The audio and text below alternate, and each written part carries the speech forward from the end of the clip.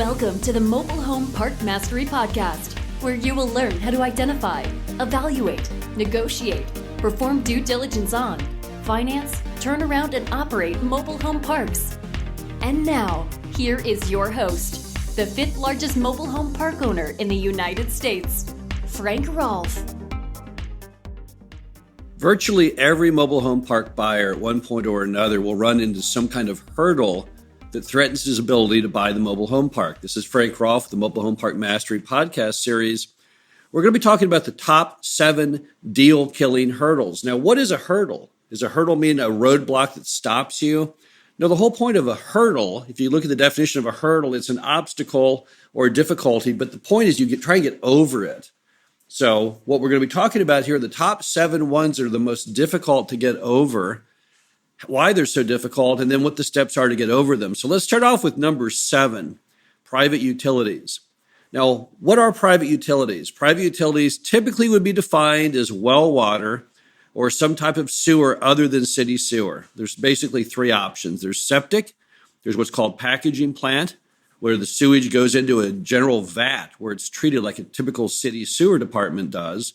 And then there's also a thing called lagoon. So what makes those things an obstacle? Well, it's one thing to worry with your mobile home park about collecting money, rules enforcement, making sure your common areas are nice, and filling vacant lots and homes if you have any. But none of us really want to be concerned about being a utility company. And when you have private utilities, you are effectively the utility company. If you have well water, then just like the municipal water department worries about the quality and the consistency of the water they deliver, you have the same fears. You wonder if your well will go dry. You wonder if your well's treatment system will break one day. Same with the sewage. If you have a packaging plant, you worry the packaging plant will stop functioning. If you have a lagoon, you worry the lagoon will top, it will actually run over the top, or that the state or city may mandate you have to end that. So how do you get over the hurdles of private utilities? Well, it all comes down to making sure that you've properly vetted, properly done the diligence on it to make sure you have a very good handle on its current status, what its useful life is remaining, and how much it will cost to replace. Let's assume you're looking at a park that has a water well, for example.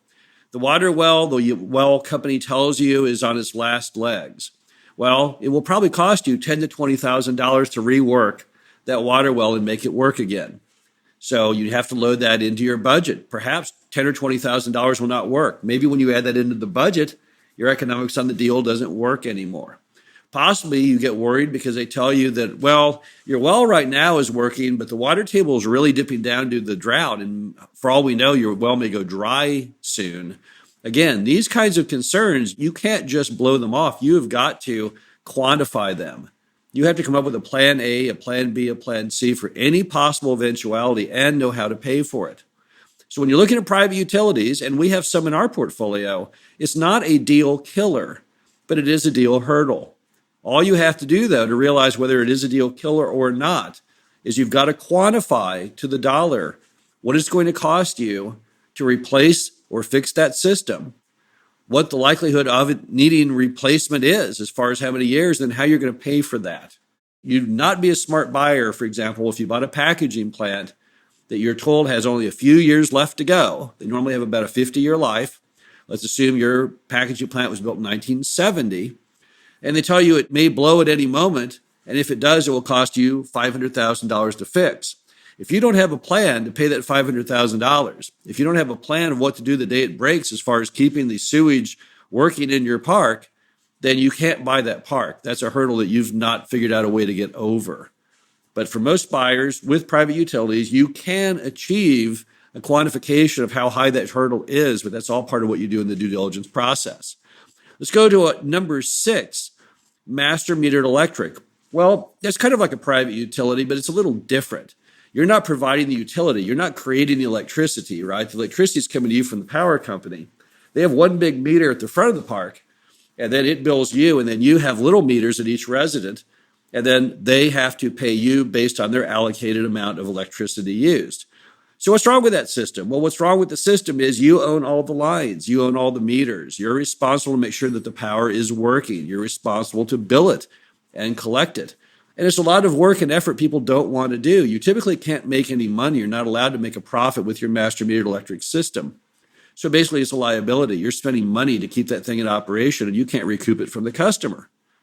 So how do you get over that hurdle? How do you get over the master metered electric hurdle? Well, the good news on the electric one is it's basically just raw math.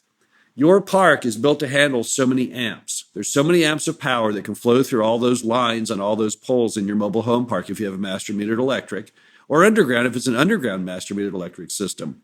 So we know how many amps it can handle, so now you simply have to add up how many amps each home is using. There's a gauge that they can do. They can actually put on your line and they can tell you at any moment how many amps macro total it's pulling. And as long as the amount that it's pulling has some degree of fluff over the total amount it's designed for, then that may be okay.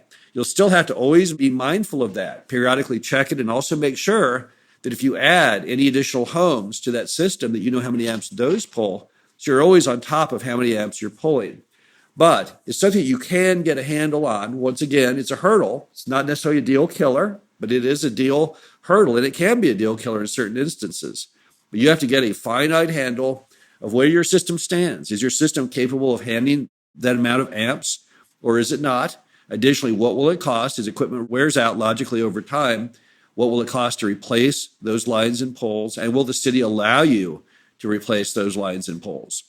We've seen some real doozies over the years on master metered electric. We saw a system once that mom and pop were so massively overdoing the system that the lines caught on fire in the air. And yes, that's a park that I owned, my first park, Glenhaven. The guy had basically made Glenhaven in a manner where it would not kick off when the amps exceeded the amount the lines were handling. So whether that was accidental or deliberate, what it meant is it had no basic circuit breaker. One day, it became so overloaded that the actual wires themselves up in the air caught fire, burned, and fell on the ground. Not a very good happening in your mobile home park. So again, master metered electric, you can get a handle on it, but that definitely comes in as number 6 on our deal-killing hurdles you have to overcome. Number 5, master metered gas. Similar to master metered electric in some ways because you don't create the natural gas. It basically goes to a central point at the front of your park where there's a big old meter. And then you are responsible for gas delivery to all of your customers and figuring out how much they use and billing it back. Not something most park owners want to be as a gas company.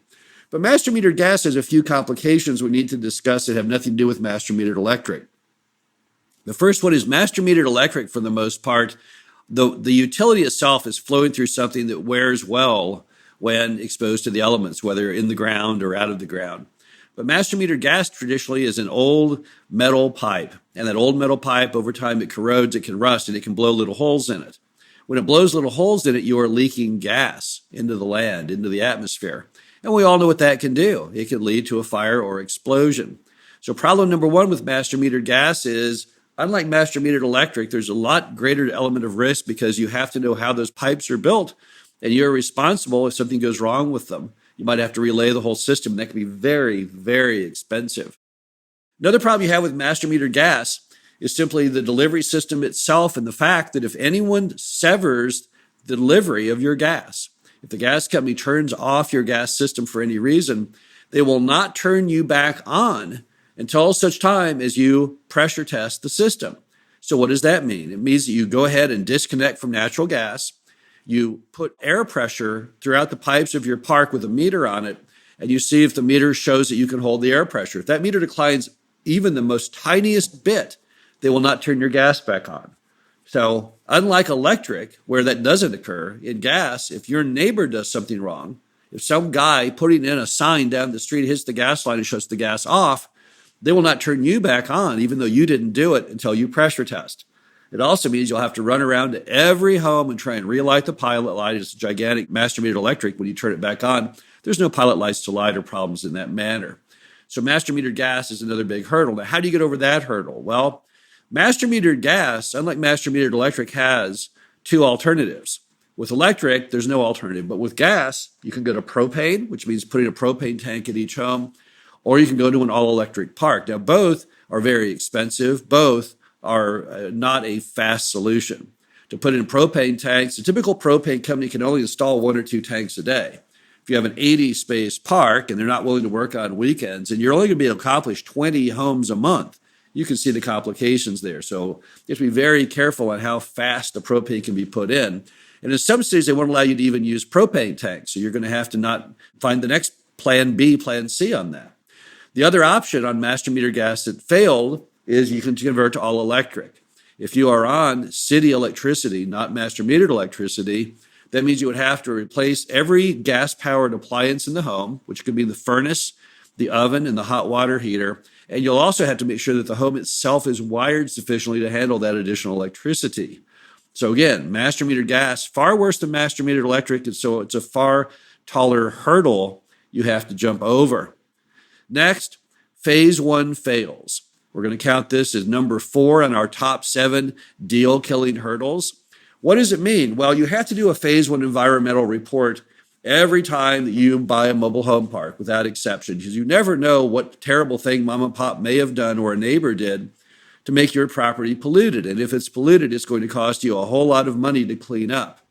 Typically, mobile home parks are not high dollar enough to withstand big environmental fails. We simply can't afford to put a $2 or $4 million remediation plan in effect in a park that we're buying for $1 million.